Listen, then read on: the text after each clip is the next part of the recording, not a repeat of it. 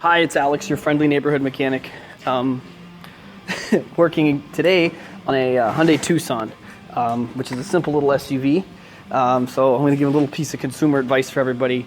Again, when your engine starts to overheat, shut it off and don't let it keep running, and don't take it in and expect it to be cheap.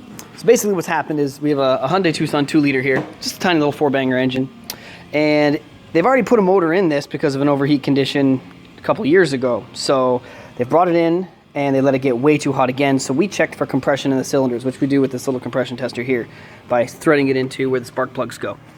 We should get about, I don't know, more than 100 pounds in any given cylinder, and we were getting absolutely nothing, almost zero compression in every cylinder. So we took the head off, and we have our own machine shop over on the other side there, and we cleaned all the head up. We put a new chain on the two camshaft sprockets. We cleaned up all the valves and cut all the seats and everything. Anyways, the head was set up so that it was perfect, and it was holding compression. The valves were sealing, all that stuff. Torque it down, all the work in rebuilding the top end of the motor, only to realize that cylinders 3 and 4 have about 10 pounds of compression in them again. So we're wondering, okay, did something go wrong with the head? Nothing went wrong with the head. Quick way to tell if you've got a problem with the head of an engine